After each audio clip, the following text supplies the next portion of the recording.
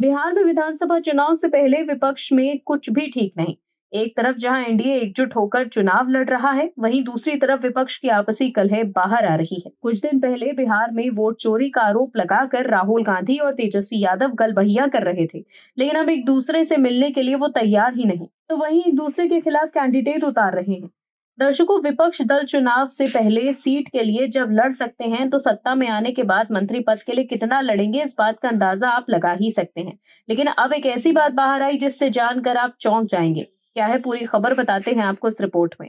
दर्शकों, बिहार विधानसभा चुनाव के पहले चरण के लिए नामांकन की समय सीमा शुक्रवार को खत्म हो गई है, लेकिन अब तक विपक्षी गठबंधन के बीच सीट शेयरिंग का फॉर्मूला ही तय नहीं हो पाया।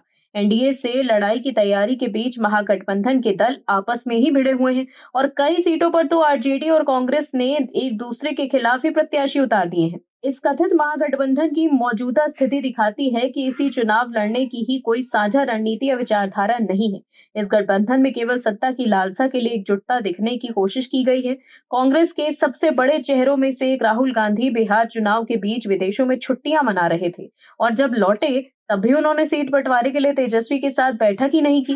तेजस्वी यादव सीट बंटवारे की समस्या के समाधान के लिए दिल्ली तक आए, लेकिन उनकी राहुल गांधी के साथ बैठक हो ही नहीं पाई। बताया जा रहा है कांग्रेस नेतृत्व ने उन्हें पार्टी महासचिव केसी वेणुगोपाल से मिलकर इस समस्या का समाधान खोजने की सलाह दी है, लेकिन इससे भी कोई बात बनी नहीं। अब भी ये रार लगातार जारी है और बढ़ती जा रही है। मीडिया रिपोर्ट्स में बताती हैं कि कांग्रेस किसी भी हाल में अपनी पसंद की सीटों से पीछे हटने को तैयार नहीं है।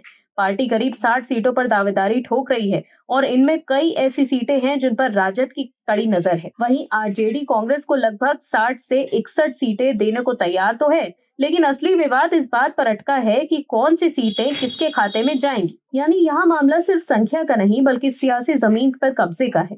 महागठबंधन में आरजेडी और कांग्रेस के अलावा वामपंथी दलों और मुकेश सहनी की वीआईपी भी सीट शामिल है, लेकिन असली मुकाबला फिलहाल दो बड़े दलों के बीच है।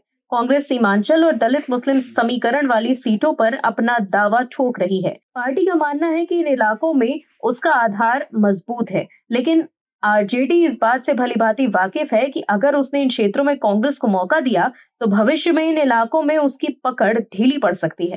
कांग्रेस आरजेडी के कंधों पर चढ़कर अपने दशकों पुराने जनाधार को फिर से वापस पाने के जुगाड़ में लगी है, लेकिन तेजस्वी यादव ने भी साफ संदेश दे दिया है कि वो कांग्रेस को सियासी जमीन देने के मूड में है नहीं। यही वजह है कि वैशाली और लालगंज जैसी सीटों पर भी कांग्रेस के उम्मीदवार होने के बावजूद तेजस्वी यादव ने अपना कैंडिडेट उतार दिया।